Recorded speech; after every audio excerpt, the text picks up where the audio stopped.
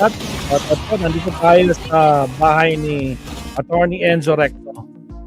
Ang kanyang main topic, ambassador sa Austria, mga kakabsat. Sino to? Na si Lilia Arroyo, anak ni GMA, pinoprotektahan nga pa. Enzo Recto, kalaban ang katiwalian at kasinungalingan, kakampi sa katotohanan at kabutihan.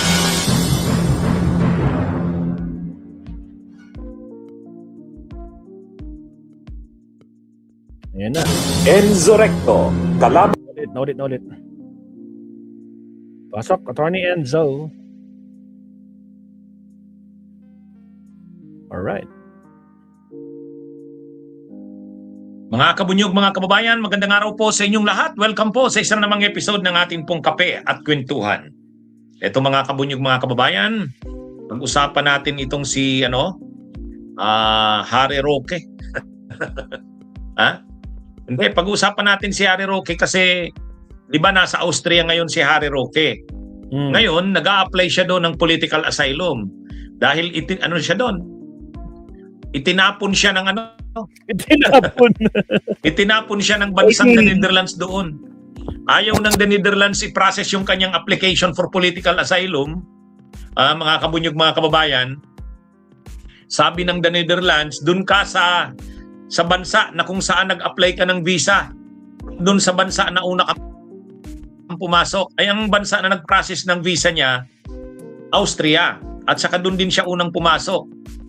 Kaya lang, ang mas gusto kasi ni Roque, doon siya magstay sa the Netherlands. Kaya doon siya nag-apply ng political asylum. Kasi nandun si Duterte. Nandun ang mga DDS na bumibisita kay Duterte. Ang problema, hindi siya tinanggap ng the Netherlands. Hindi siya binigyan ng political asylum status. Denied. Kaya pinapunta siya ng Austria. Pagdating ngayon sa Austria, linalakad niya yung political asylum niya doon. Ngayon mga kabunyog, mga kababayan, ang ambassador doon ay si Luli Arroyo Bernas. Anak ito ni Gloria Arroyo. Mabait naman ito si Luli Arroyo, mabait naman. Kaya lang, problema dito mga kabunyog, nandun picture ni Harry Roque yan. Pumunta si Harry Roque doon sa embassy ng Pilipinas sa Vienna, Austria. Tuloy na ikwento yan sa atin ng isang kabunyog Ngayon, ang problema dyan, medyo hindi maganda yan, unethical at unprofessional yan sa part ni Luli Arroyo. Bakit? Kasi ikaw yung ambassador ng Pilipinas sa Austria, ang extension ka ng Pilipinas doon Ano ba ang posisyon ng Pilipinas? Unang-una, kinansila na ang passport ni Roque. Kinansila na.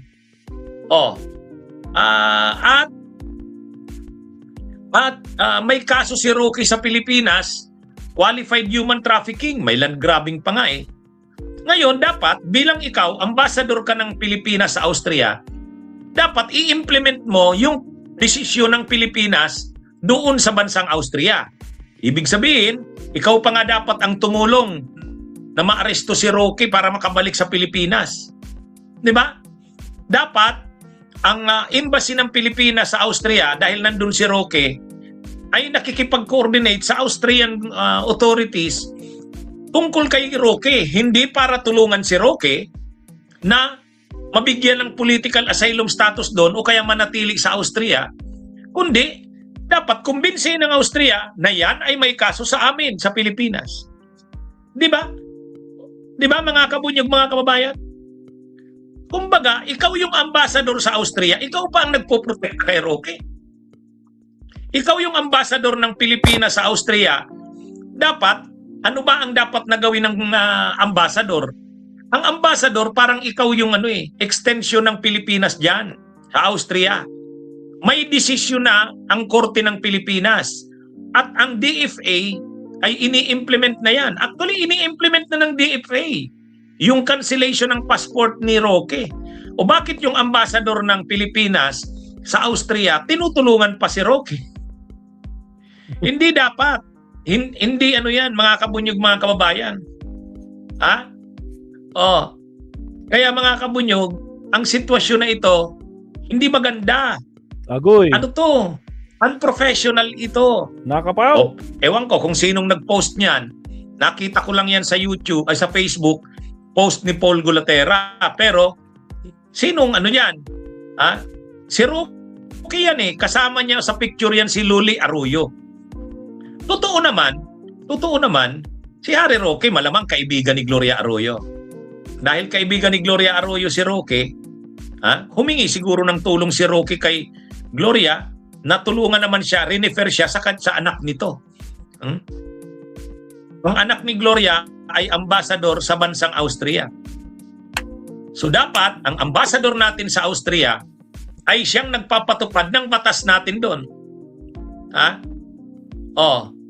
Kaya mali, hindi tama ito. Wanted sa Pilipinas si Roque. Kansilado na ang passport niya. So ano ang dapat gawin ng embahada natin sa Austria?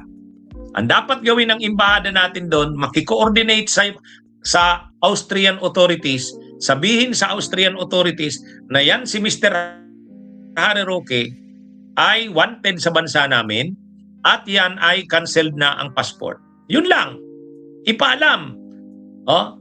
Ang ang gagawa niyan, hindi naman niya pwedeng arestuhin ang embassy natin. Pero dapat i-provide ng embassy natin, ng ambassador natin, i-provide doon sa Austrian authorities lahat ng impormasyon tungkol kay Roque. Di ba mga kabunyog, mga kabayan? Hindi, sa totoo lang, mabait naman itong si Luli Arroyo. Hindi naman yun ang issue eh. Ang issue dito, hindi maganda sa imahen niya bilang ambassador. Mabuti kung hindi wanted si Roque. Mabuti kung hindi wanted. Kaso, Kung yan ay ordinary, kaso kung yan pugante, ay Filipino pugante. citizen na ginigipit sa Austria, limbawa, may problema sa Austria, ibig sabihin, kailangan niya ng assistance, ay di pagbigyan, tulungan.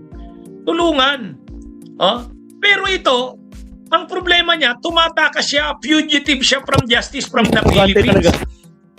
Tapos nandyan ka sa embahada ng Pilipinas, napaka hindi magandang tingnan.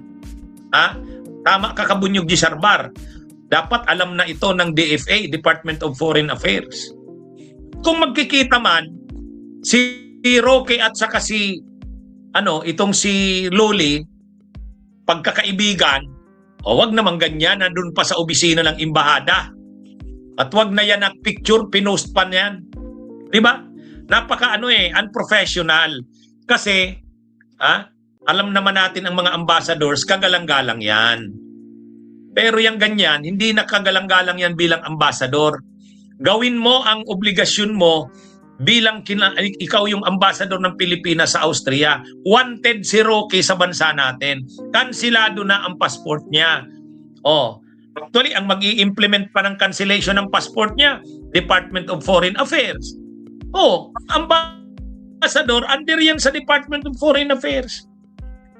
Kaya unethical ito. Sabi ni Mariano. Dapat hindi protektahan ng ambassador ng Pilipinas sa Austria si Harry Roque.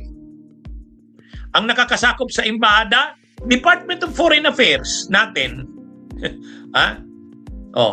Ito mga kabunyog. At ito pa, parang pagmamayabang pa ito ni Roque. Pinagmamayabang niya pa. Nandito ako sa Austria, wala akong problema dito, kaibigan ko ang ambassador dito. Di ba? Agoy. Nakapo. Parang yun pa yung lumalabas mga kabunyog, mga kababayan. Sabi ni Argo, di ba host, ang duty ng ambassador, tulungan lahat ng Pilipino sa lugar nila? Oo, pero fugitive yan from justice sa atin. At kansilado ang passport niyan. Ang kailangan gawin sa kanya, sabihan ng judicial ang Austrian authorities na yan ay wanted sa bansa namin dahil may kaso yan ng ganyan.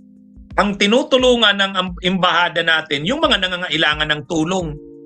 Ito si Roque, ang dapat na gawin sa kanya, i-deport na pabalik sa Pilipinas. Kaya lang, siyempre, Austrian authorities ang magdi-deport niyan. Kaya lang, kung pwedeng gawin lang ng embahada natin, bigyan ng information ang Austrian authorities. Di ba?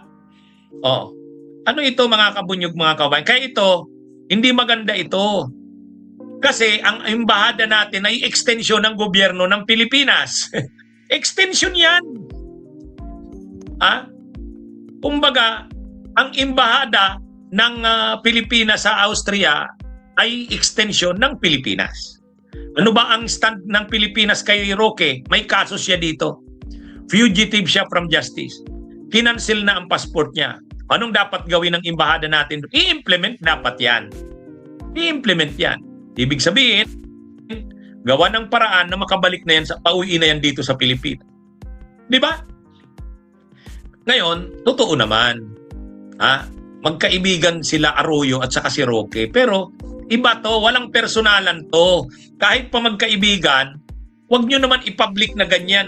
Pangalawa, dapat gawin ni Loli Arroyo na baysan si Roque na mag-surrender na pabalik ng Pilipinas. Ngayon, kung mayroon man silang pagkikita, kung may delikadesa man sila, wag public. Yun lang.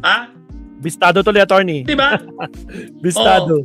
Yan yun mga kabunyog, mga kababayan. Ang ginawa, public pa nag-post pa sa picture. Kakapal na mukha. Anong ibig sabihin niyan? Walang masama sa sa ginagawa niya. Masisira ang imahe ng Pilipinas.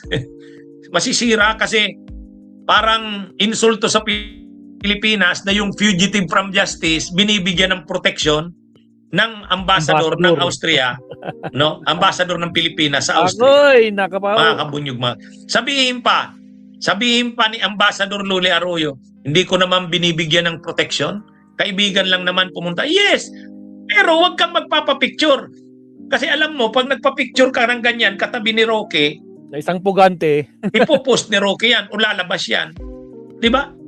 Hindi maganda eh. Hindi maganda yan. Pangalawa, dapat nga tumutulong ka na ma-implement ang batas ng Pilipinas. Di ba? Actually, nakakalungkot talaga ito. Ang dating niyan, nagyayabang pa si Roque nakangiti. Parang, kayong mga nagsasabi dyan na ako'y wanted sa Austria, sa Europe, tingnan nyo ako. Di ba? Mga kabunyog, mga kababayan, hindi maganda ito. Kaya, pero yun na nga, ang sinasabi ko, ano naman yan si Loli Arroyo? Hindi naman yan katulad ni Gloria. Mabait naman yan. Kaya lang, yung ginagawa niya na yan, unprofessional. Hindi maganda sa isang ambassador. Mabuti kung si Roque ay walang kaso sa Pilipinas. At mabuti kung hindi naman siya deklaradong fugitive from justice. Mabuti kung hindi kansilado ang passport. Di ba?